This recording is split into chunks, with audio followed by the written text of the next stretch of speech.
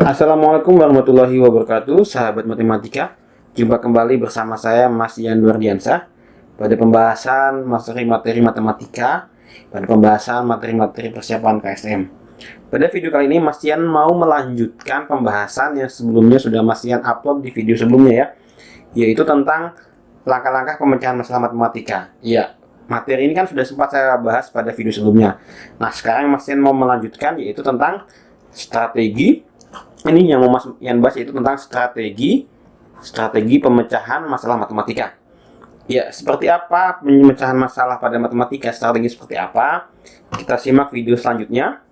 Dan jangan lupa klik subscribe, like, dan komen agar teman-teman semua mendapatkan pembahasan-pembahasan terbaru dan terupdate dari channel Mas Ian ini ya, dari channel Medfan Kota Raya. Baik, pada video sebelumnya sudah dibahas tentang langkah-langkah pemecahan masalah, mulai dari memahami masalah, merencanakan, menjalankan strategi, dan memeriksa kembali. Setelah kita menguasai tentang langkah-langkah pemecahan masalah, kita masuk ke strateginya itu seperti apa. Ya, strategi pemecahan masalah itu ada yang mau Mas Ian bahas itu ada 5. Jadi yang pertama tentang mencari pola. Kemudian setelah kita mencari pola, strategi berikutnya itu kita bisa menggunakan working backward atau mulai dari langkah yang paling terakhir atau berjalan dari belakang ke depan. Kemudian strategi yang ketiga itu make diagram picture, atau Mas yang bisa jelaskan yaitu dengan cara menggambar diagram atau dengan cara menggambar skemanya ya. Jadi gambar skemanya seperti apa dari contoh soal yang ada sehingga kita bisa mendapatkan perencanaan yang tepat. Kemudian langkah yang atau strategi berikutnya yang Mas Ian mau bahas yaitu tentang different point of view. Jadi dalam menyelesaikan masalah matematika itu strategi yang bisa digunakan yaitu juga dengan sudut pandang yang berbeda. Kalau biasanya kita menggunakan strategi biasa-biasa saja, maka kita coba keluar dari strategi itu, kita mencoba dengan strategi dari sudut pandang yang lain. Oke.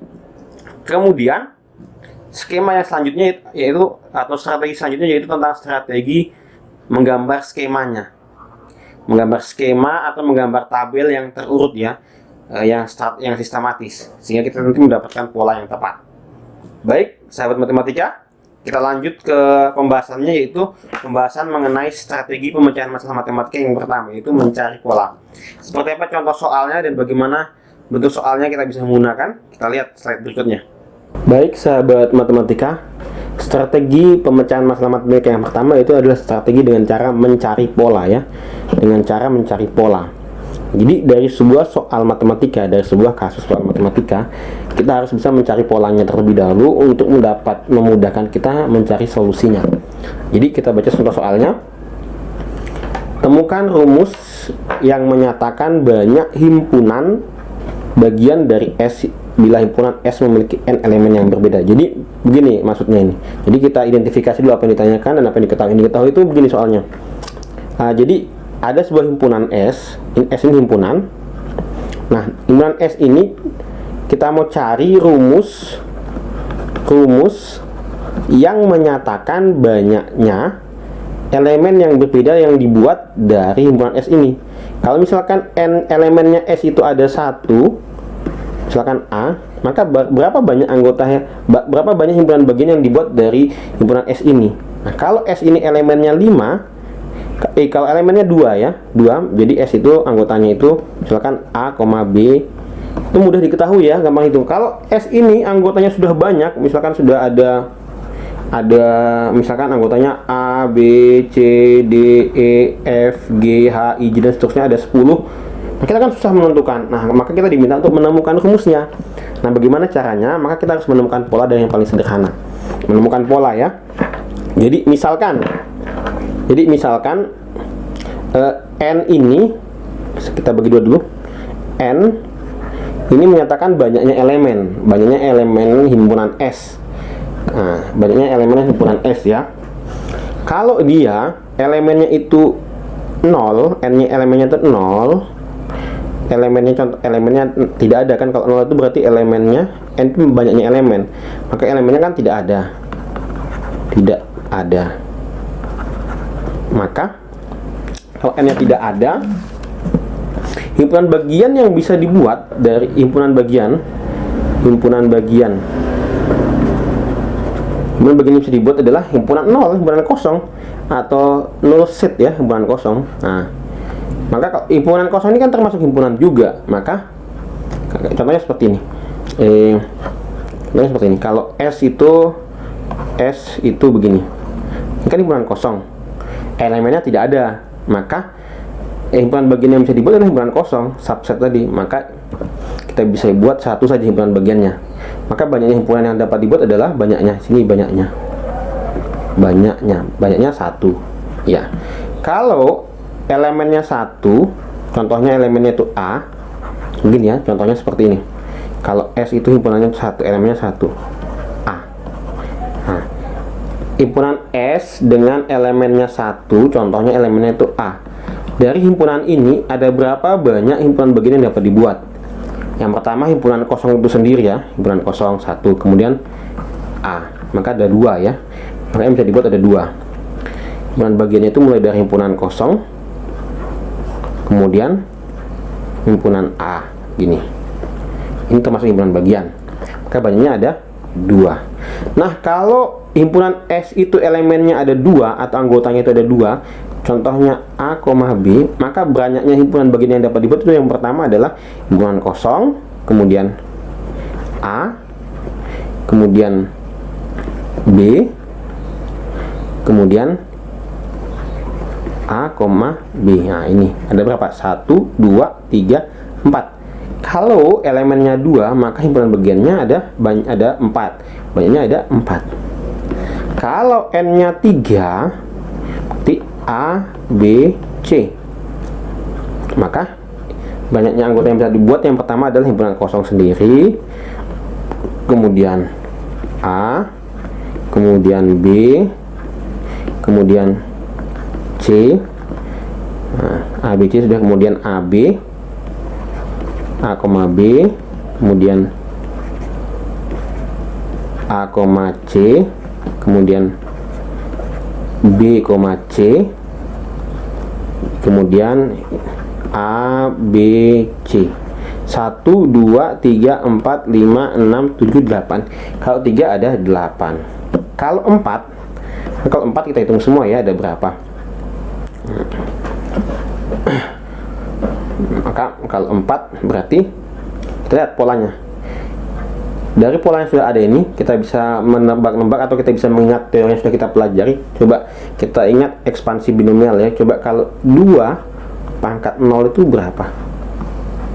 1. Ternyata hampir sama ya. Kalau 2 pangkat 1 itu berapa? 2 pangkat 1 itu 2. Kemudian 2 pangkat 2 itu berapa? 4. 2 pangkat 3 itu berapa? Sama dengan 8. 1, 2, 3, 4 dan seterusnya sampai 2 pangkat N. Nah, itu berapa? Nah, ternyata 2 pangkat N, kalau N yang kita ganti 4 pasti 16. Nah, ternyata yang bergerakkan ini 0, 1, 2, 3. Nah, ini juga sama kan, bergerak 0, 1, 2, 3. Nah, maka itu bisa kita simpulkan bahwa polanya sudah terbentuk 2 pangkat N. Jadi banyaknya elemen yang dapat dibuat atau rumus banyaknya anggota himpunan bagian yang dibuat dari S dengan elemen yang berbeda itu adalah 2 pangkat N. Nah, cukup mudah kan? Jadi demikian cara menemukan polanya. Cara atau langkah atau strategi pemecahan masalah dengan menggunakan pola atau menemukan pola. Baik, kita lanjut ke langkah-langkah selanjutnya ya. Tapi jangan lupa klik subscribe, like, dan nyalakan notifikasinya agar teman-teman mendapatkan update terbaru dari video saya. Baik, sahabat matematika, strategi pemecahan masalah matematika atau masalah soal-soal KSM yang selanjutnya yaitu telah yang saya sebut dengan working backward, atau artinya kita melakukan analisis mulai dari jawaban yang dikehendaki. Itu maksudnya seperti itu. Kita lihat ya seperti apa contohnya. Ya, kalau ada soal seperti ini, jika jumlah 2 bilangan adalah 12 dan hasil kalinya adalah 4, temukan jumlah kebalikan kedua bilangan tersebut. Jumlah kebalikan kedua bilangan tersebut. Oke. Jadi ada 2 bilangan ya. Kita terus mengetahui jika bilangan itu adalah X dan Y, maka jumlah 2 bilangan berarti X tambah Y sama dengan 12. dan hasil kalinya adalah 4, maka X tambah X kali Y sama dengan 4 gitu. Sudah kali, iya, 4. Nah, bilangan berapa? Nah, yang ditanyakan jumlah kebalikan kedua bilangan tersebut ya. Oke. Kalau biasanya kita seperti ini, kita lakukan substitusi ya, substitusi. Oke. Kalau substitusi berarti kita ketahui X itu sama dengan Y kurang berarti X sama dengan 12 kurang Y. Maka kita bisa substitusi menjadi X yang kita ganti dengan 12 min Y, berarti 12 min Y dikali Y sama dengan 4. Maka kita bisa menemukan 12 min Y kuadrat sama dengan 4. Seperti itu kan? Atau boleh juga kita melakukan substitusi yang lain. Kalau begitu kita bisa ubah menjadi Y sama dengan 12 kurang X. Maka kita bisa substitusi Y nya, maka X kali Y nya kita ganti dengan ini, 12 dikurang X sama dengan 4. Jadi seperti itu kita dapatkan 12X min X pangkat 2 sama dengan 4. Nah, seperti itu ya. Nah, maka kita bisa ubah menjadi persamaan kuadrat menjadi X kuadrat min 12X tambah 4 sama dengan 0. Maka kita bisa menemukan X1, kita bisa menemukan Y1 nya nanti berapa. Kita substitusikan. Nah, tapi ini rumit. Nah, rumit kan? Nah, oke. Bagaimana kalau kita melakukan analisis yang kita butuhkan tadi? Yang ditanyakan dulu apa tadi? Yang ditanyakan kan kebalikan kedua bilangan tersebut. Kebalikannya X itu kan 1 per X. Kebalikannya Y itu kan 1 per Y. Yang ditanyakan apa? Jumlah kebalikan kedua bilangan tersebut. Nah, jumlah kebalikannya ini kan, maka dijumlahkan. Ini berapa? Nah, kita mulai dari situ saja supaya lebih mudah. Maka kalau kita mulai dari situ, maka kita punya 1 per X ditambah 1 per Y. Itu kan sama saja menjadi X tambah Y dibagi X kali Y, gitu kan? Nah, X tambah Y tadi kita kan punya.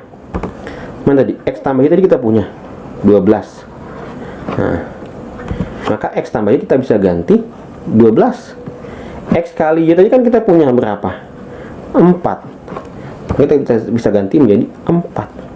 Nah, 12 dibagi 4 itu sama dengan 3. Nah, cukup mudah kan? Cukup mudah. Soal tadi hanya bisa kita kerjakan dengan beberapa langkah seperti ini saja. Tapi kita harus melakukan analisis terlebih dahulu. Yang kita lakukan ini tadi, ini namanya cara rutin. Cara rutin atau cara biasa. Nah, cara yang lebih analisis, yang out of the box atau yang pakai ide yang lain, yaitu yang ini tadi. Nah, kita berjalan, kita mencari penyelesaiannya itu dari apa yang ditanyakan. Jadi kita dari apa yang ditanyakan. Biasanya kan kita dari awal ya, dari yang diketahui, seperti itu. Cukup mudah ya. Oke, kita lanjut ke strategi atau langkah selanjutnya. Jangan lupa klik subscribe, like, dan komen agar teman-teman mendapatkan update video terbaru dari saya.